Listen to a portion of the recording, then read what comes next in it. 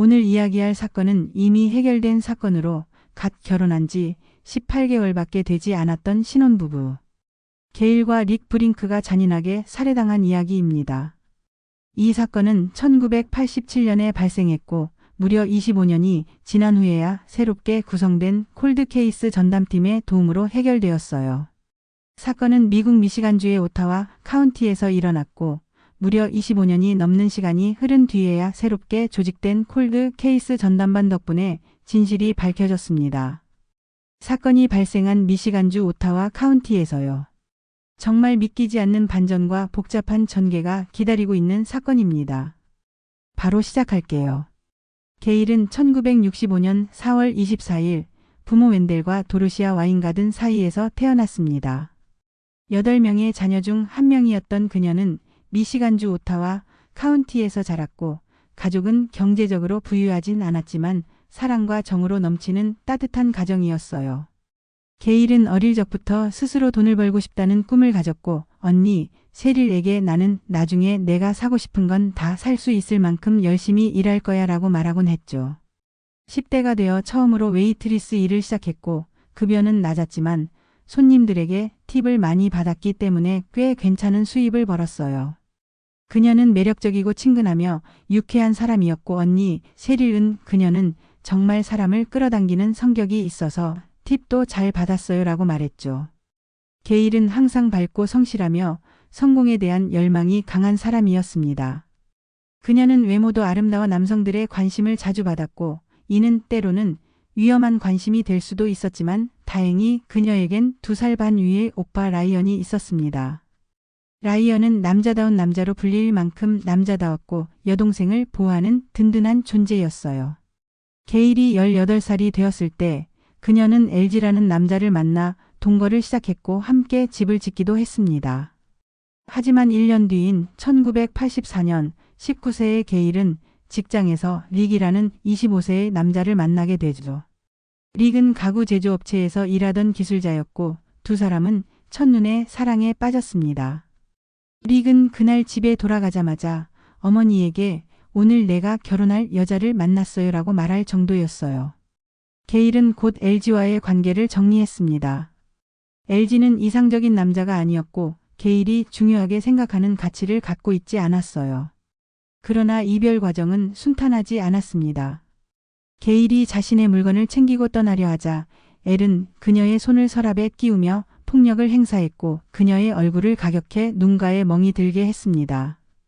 이를 들은 오빠 라이언은 엘을 찾아가 주먹으로 그를 제압하며 다신 내 여동생에게 손대지 마라고 경고했죠. 이후 며칠 만에 게일과 릭은 본격적으로 교제를 시작했고 두 사람은 완벽하게 어울리는 커플이었습니다. 릭은 그녀에게 아낌없는 사랑과 선물 공세를 퍼부었고 두 사람 모두 성실하고 목표의식이 뚜렷하며 가정을 꾸리길 원했어요. 여름에는 릭의 가족이 소유한 미고의 별장에 함께 놀러가 릭이 게일에게 수상스키를 가르쳐주기도 했습니다. 주변 사람들은 이 커플이 정말 이상적이라며 칭찬을 아끼지 않았고 릭의 친구 빌은 게일은 빛나는 햇살 같았어요. 그녀가 있으면 방이 환해졌죠. 두 사람은 진심으로 사랑했어요 라고 말했어요. 두 사람은 만난 지 1년이 되던 1986년 4월 25일 게일의 21번째 생일 다음 날에 가족과 친구들 앞에서 조촐한 결혼식을 올렸습니다. 결혼식은 소박했지만 감동적이었고 이어 열린 리셉션에서는 밤새 춤을 추며 행복한 시간을 보냈어요. 이후 신혼여행으로 크루즈 여행을 떠나 해변과 햇살을 즐겼고 돌아온 뒤에는 본격적으로 집을 장만하고 가정을 꾸리기로 결심했죠. 그들의 새로운 시작을 도와준 건 릭의 아버지 게럿이었습니다. 그는 두 사람이 살 집을 찾아주었고 미시간주 홀랜드 외곽 란섬 스트리트에 위치한 20에이커짜리 부지의 주택을 좋은 조건에 구매할 수 있도록 도왔어요.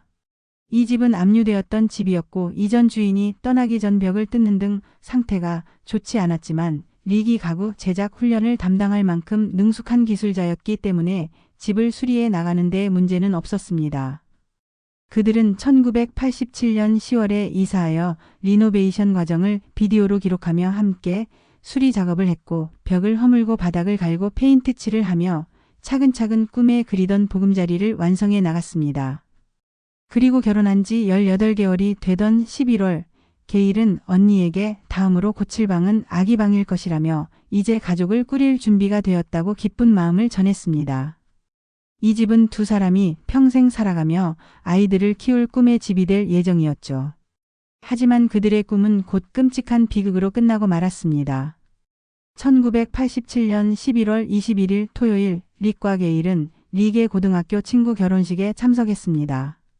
두 사람은 즐거운 시간을 보냈고 릭은 몇 잔의 술을 마셨으며 게일도 살짝 취했어요. 밤 11시쯤 두 사람은 집으로 돌아갔고 그것이 두 사람이 살아있는 모습으로 마지막으로 목격된 순간이었습니다.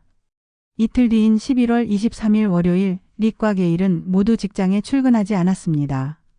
릭은 트렌웨이라는 가구 제조 회사에서 일하고 있었고 매우 성실한 직원이었습니다.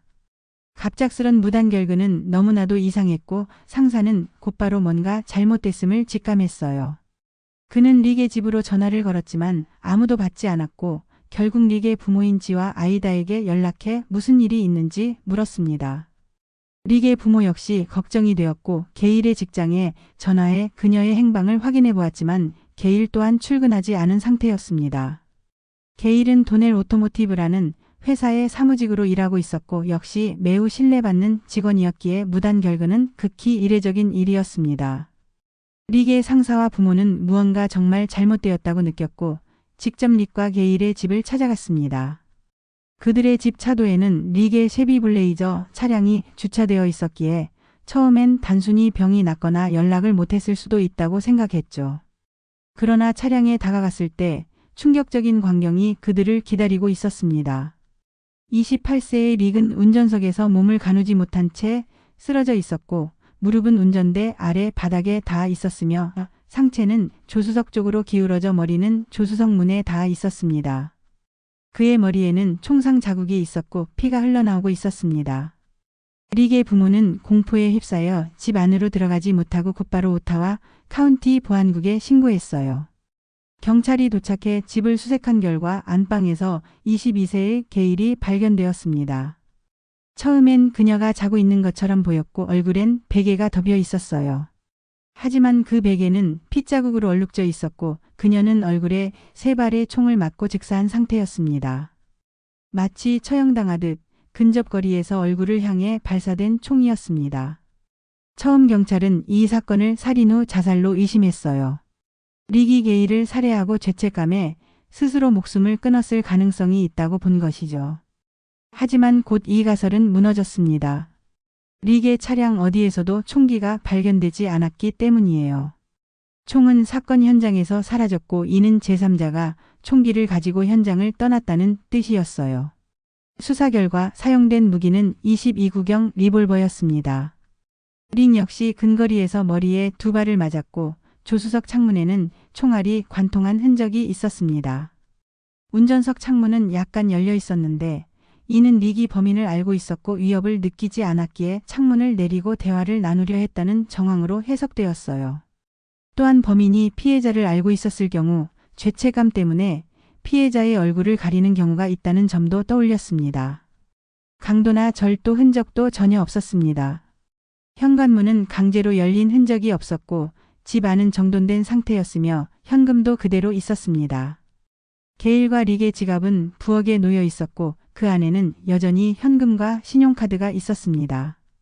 그녀의 보석들도 사라진 것이 없었고 두 사람은 여전히 결혼 반지를 끼고 있었어요. 심지어 범인은 총알 외에는 현장에 아무 흔적도 남기지 않았습니다. 총알 껍데기는 수거되었고 현장에는 발자국, 지문, 머리카락 등 어떤 증거도 남지 않았어요. 지문은 총 6개가 발견되었고 이 중 4개는 피해자의 것이었으며 나머지 2개는 하나는 전화기, 다른 하나는 변기에서 발견되었으나 경찰 데이터베이스와 일치하지 않았습니다. 사체의 부패 상태를 바탕으로 경찰은 이들이 11월 22일 일요일 새벽 시간에 살해당했을 것으로 추정했습니다. 즉, 토요일 밤 결혼식을 마치고 귀가한 직후에 범행이 벌어진 것입니다. 게일의 오빠 라이언 역시 일요일에 여동생에게 전화했으나 연락이 닿지 않았다고 진술하며 이 추정을 뒷받침했습니다. 신체적인 증거나 흔적이 거의 없었던 사건이었기에 경찰은 주변 지인, 가족, 직장 동료 등 사람들을 직접 만나며 탐문 수사에 나섰습니다. 그 과정에서 게일의 오빠 라이언은 동생의 전 남자친구 LG에 대해 언급하며 그가 게일에게 폭력을 휘두른 전력이 있었고 아직도 그녀를 사랑했으며 그녀의 결혼에 질투했을 것이라고 말했습니다. 경찰은 곧바로 LG를 조사했고 그는 혐의를 완강히 부인했습니다.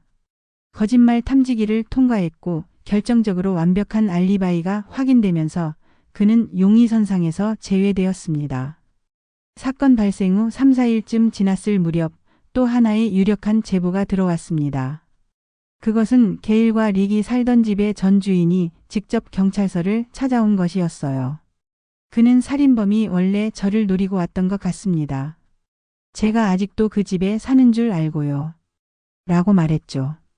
이 남자의 이름은 샷건 시드라고 알려져 있었고 오토바이 갱단의 일원이었습니다.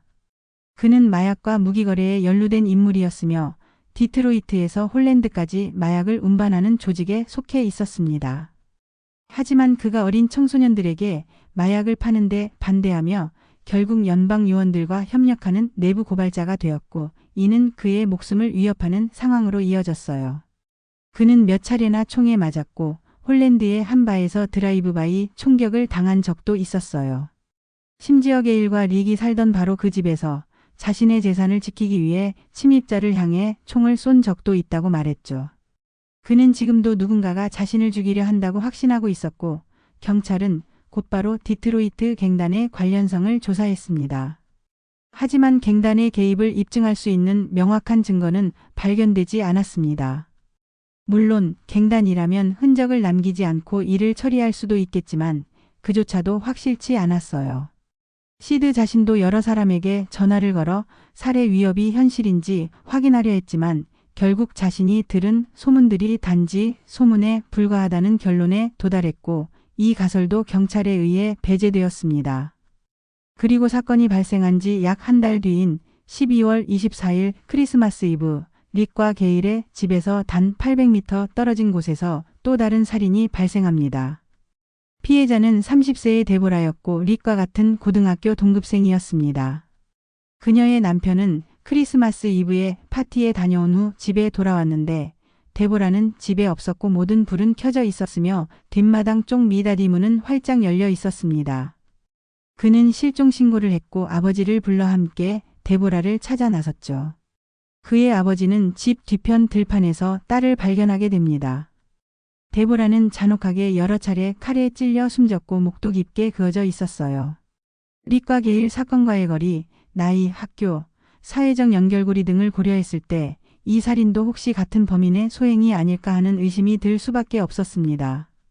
게다가 경찰은 다시 10년 전인 1977년 7월 팔린스키라는 20세 여성이 집 안 2층 침실에서 칼에 찔려 살해된 사건 역시 관련되어 있을지 모른다고 추정하기 시작했습니다.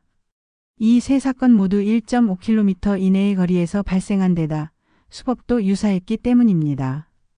홀랜드는 작은 마을이었고 주민들은 세 사건이 모두 연관된 연쇄살인일 가능성에 떨었습니다. 마을 전체는 마치 봉쇄된 듯 조용해졌고 사람들은 집 밖을 나서는 것조차 두려워했죠.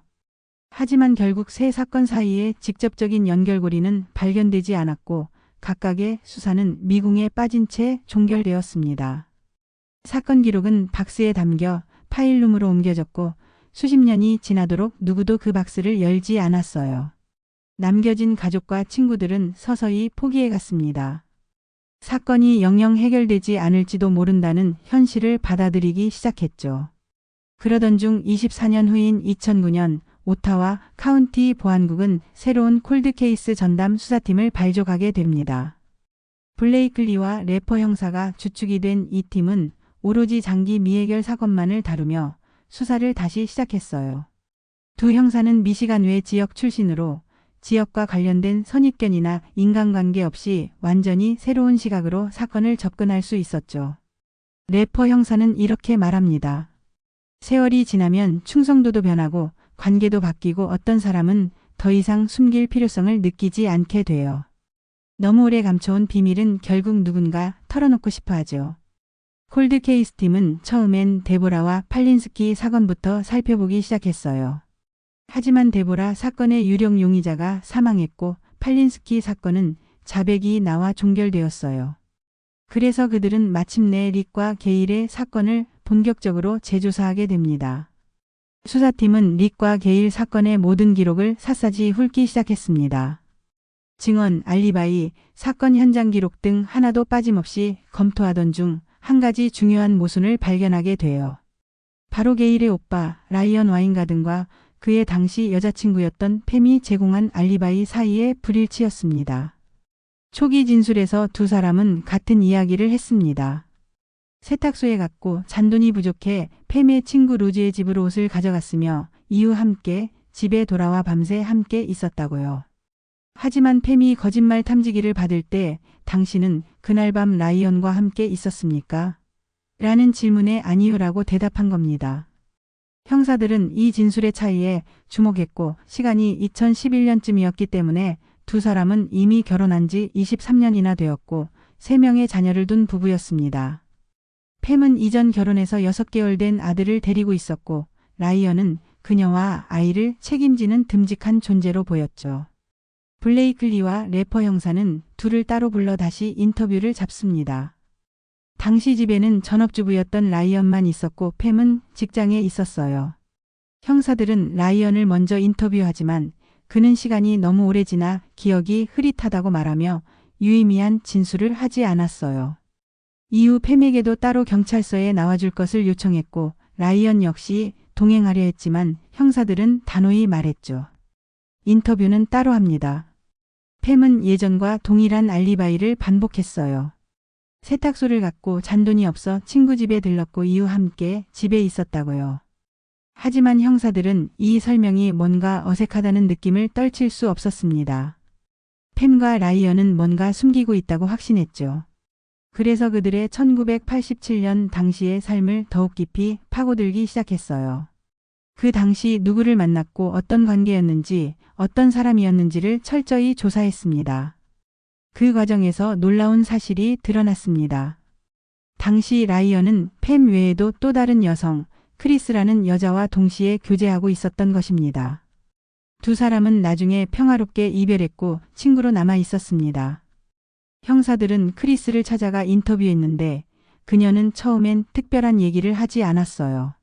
형사들이 자리를 뜨려 할 즈음 그녀는 마치 갑자기 생각난 듯 입을 열었습니다. 사실 하나 더 있어요. 형사들은 자리에서 다시 앉았고 그녀는 충격적인 이야기를 꺼냅니다. 라이언이 자기 여동생에게 관심이 있었어요. 아주 부적절한 관심이요. 크리스는 사건이 벌어진 바로 그 주에 라이언이 자신을 찾아와 릭과 게일의 집 근처를 지나가자고 했다고 말했습니다. 그녀는 그 집 근처에도 가기 싫다며 거절했고 대신 공원으로 갔습니다. 그곳에서 라이언은 충격적인 이야기를 털어놓습니다. 그는 여동생 게일과 성적인 관계를 가졌다고 말했어요.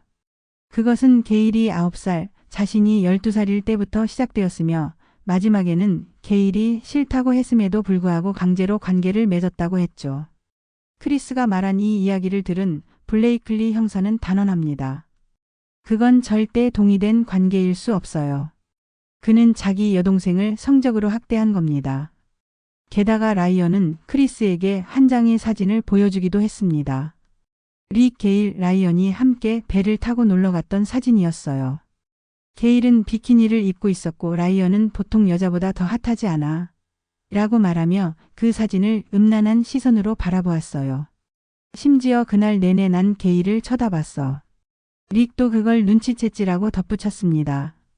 이 말을 들은 형사들은 라이언이 유력 용의자임을 확신하게 됩니다. 하지만 성적 학대 의혹만으로는 살인 혐의를 입증할 수 없었기 때문에 계속해서 주변 인물들을 수사하며 더 많은 증거를 수집해야 했죠. 그러던 중 그들의 또 다른 형제 셰릴 이 인터뷰에 응했습니다. 셰릴과 라이언은 아버지가 사망한 후 베테랑 연금 문제로 다툰 이후 오랫동안 연락이 끊긴 사이였어요. 그런데 이상하게도 라이언이 경찰 인터뷰를 받은 직후에 셰릴에게 전화를 걸어 우린 가족이야. 다시 연락하자.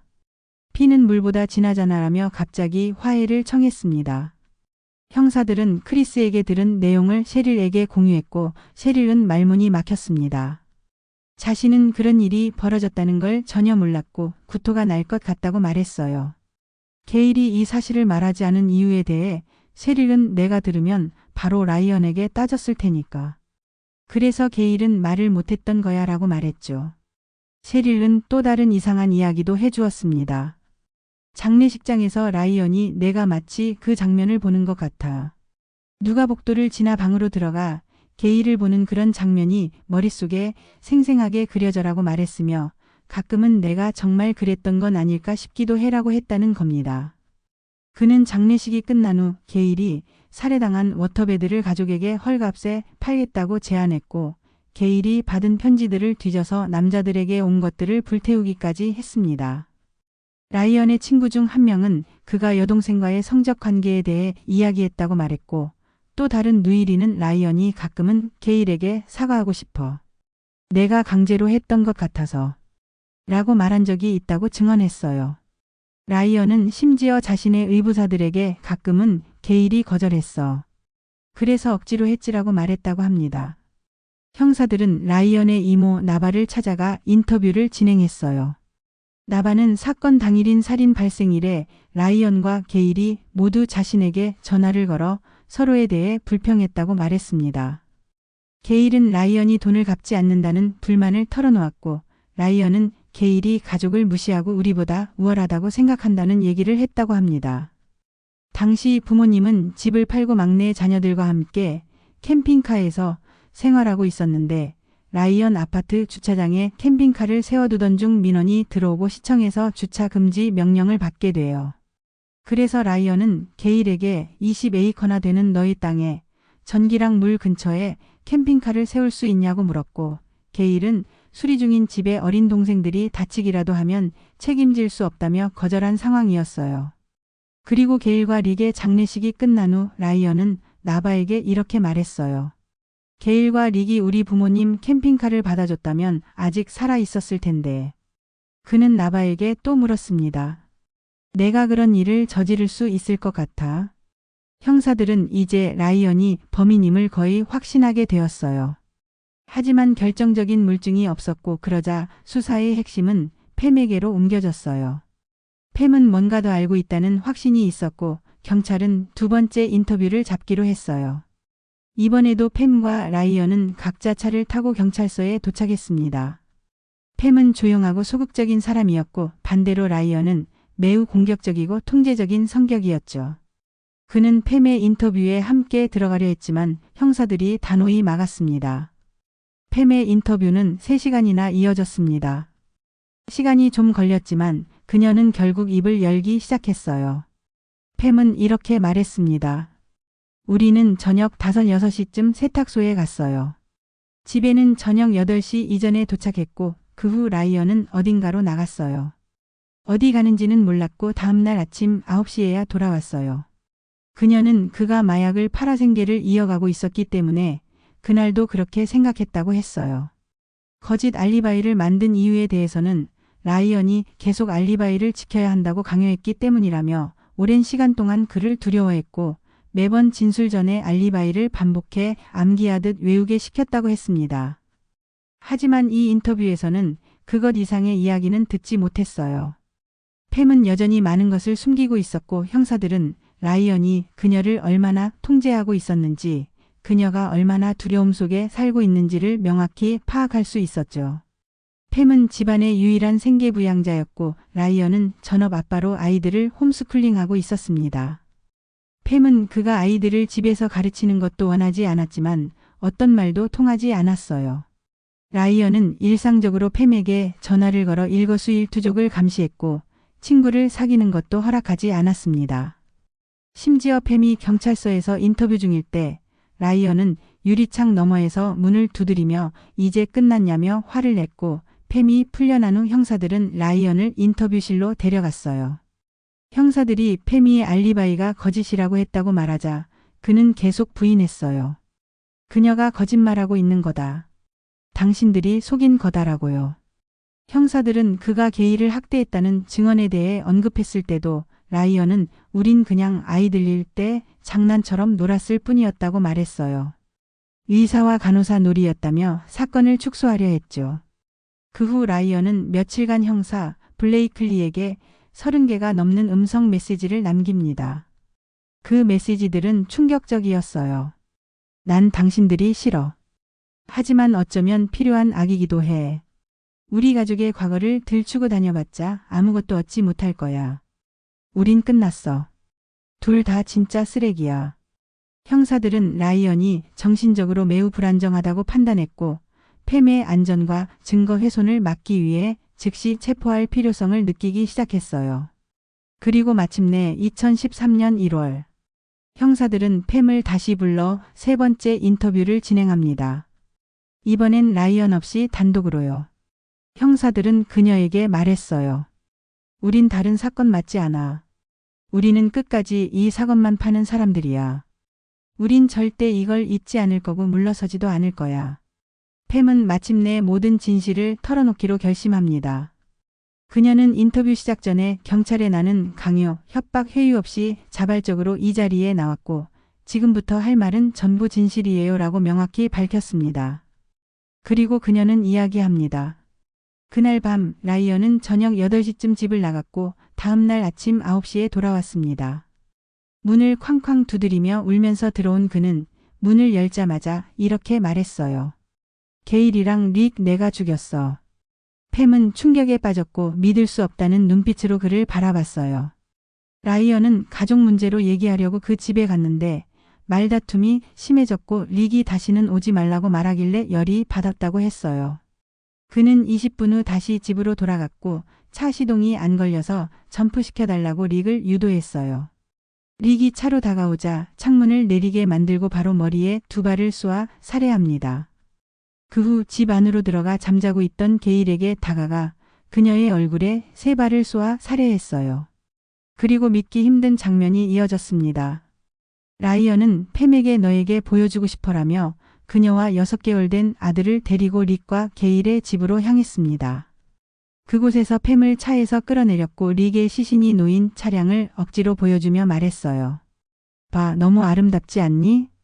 그녀는 울기 시작했고 라이언은 그녀의 손목을 잡아 끌어 집 안으로 데려가 게일의 시신도 보여주었습니다. 그가 한 말은 섬뜩했어요. 봐봐, 게일. 너무 아름답지 않니? 이후 그는 누구한테라도 말하면 너도 이렇게 될 줄 알아라고 협박했고 그녀를 집으로 데려다주며 자신이 사용한 22구경 권총과 범행 당시 입었던 옷들이 담긴 가방을 보여줬습니다. 이후 그는 팸에게 알리바이를 만들어주며 이대로 기억해. 이건 진실이야 라고 세뇌시키기 시작했죠. 그날 이후 팸은 아무 말도 할 수 없었습니다. 그 공포 속에서 장례식에 참석했고 가족과 함께 슬퍼하는 척을 해야 했어요. 그녀는 모든 진실을 알고 있었지만 25년 동안 단 한마디도 할 수 없었습니다. 그녀는 시간이 지날수록 점점 더 말할 수 없게 되었어요. 처음엔 아들이 두려웠고 나중엔 내 모든 삶이 라이언과 얽혀 있었거든요 라고 말했어요. 그녀는 25년 동안 그와 결혼 생활을 이어갔고 3명의 아이를 더 낳았습니다. 라이언은 매우 지배적이고 통제적인 남편이었고 팸은 직장에 다니며 가족을 부양하는 유일한 생계 부양자였죠. 팸은 경찰에게 말했습니다. 내 아버지도 폭력적인 사람이었어요. 어릴 적부터 그에 대한 두려움에 길들여져 있었고 그래서 라이언 같은 사람에게도 쉽게 지배당했던 것 같아요. 팸이 경찰서에서 마지막 인터뷰를 하는 동안에도 라이언은 그녀에게 전화를 수백 통 넘게 걸었고 끊임없이 문자를 보냈습니다. 형사들은 그녀를 그 지옥 같은 가정으로 다시 보내고 싶지 않았고 당장 라이언을 체포하기로 결정합니다. 그가 증거를 없애거나 도망칠 시간을 주고 싶지 않았기 때문이었어요. 라이언은 곧 체포되어 신문을 받았지만 모든 걸 부인했어요. 나는 아무것도 모른다. 알리바이는 여전히 유효하다. 팸은 협박당해 거짓말을 한 것이다.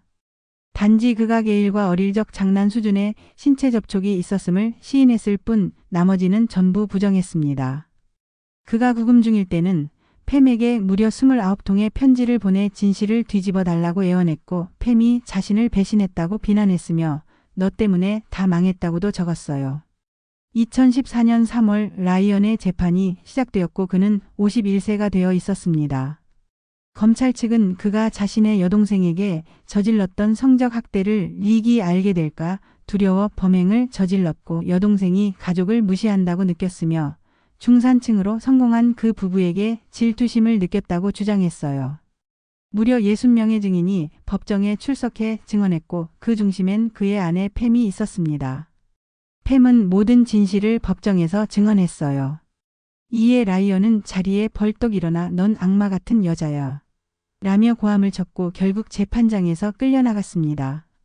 심지어 동료 수감자도 라이언이 자신에게 자매와 그 남편을 죽인 건 나야라며 자랑처럼 얘기했다고 증언했어요. 그는 자신을 끝까지 추적했던 누나 셰릴에 대해서도 그년 때문에 내가 이렇게 됐어. 진작 죽였어야 했는데라며 손으로 목을 베는 흉내까지 냈다고 합니다. 라이언은 자신을 변호하며 직접 증언에 나섰지만 횡설수설했고 재판장은 수시로 요점만 말하라고 주의를 줘야 했어요. 그는 성적 학대 사실을 부인하며 우린 그냥 어릴 적 장난 수준이었다. 게일도 동의했었다고 주장했어요. 나이 차이는 2년 반이었지만 그의 설명 속 나이 계산은 계속 맞지 않았고 진술은 앞뒤가 맞지 않았습니다.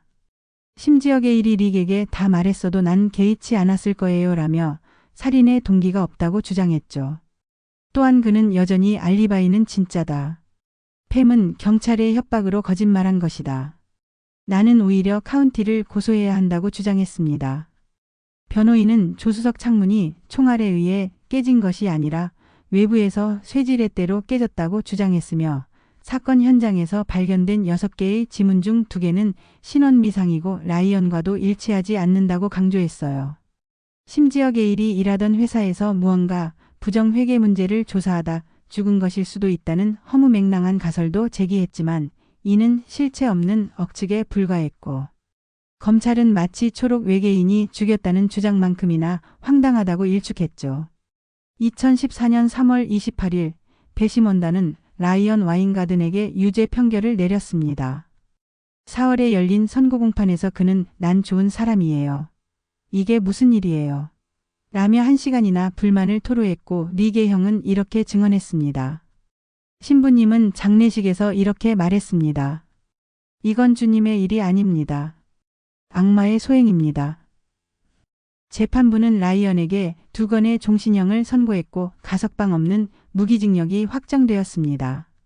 라이언은 판사의 선고 중에도 계속 고함을 지르며 내 아내를 정신적으로 강간했다고. 당신들이 그녀를 협박해 날 배신하게 만든 거야. 라고 외쳤고 판사는 입을 묶어야겠습니까? 덕트 테이프로 감아야 정신 차리겠습니까? 라고 말해야 할 정도였습니다. 그는 이후 3차례 항소했고 대법원까지 올라갔지만 모두 기각되어 결국 복역 중입니다. 그의 누나 셰릴은 이제 끝났어요. 드디어 그를 잡았어요.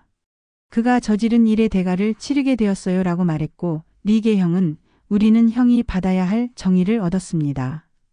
이건 최소한의 위안이자 마무리입니다 라고 했어요. 단 한 사람만이 이 결과를 받아들이지 못했습니다.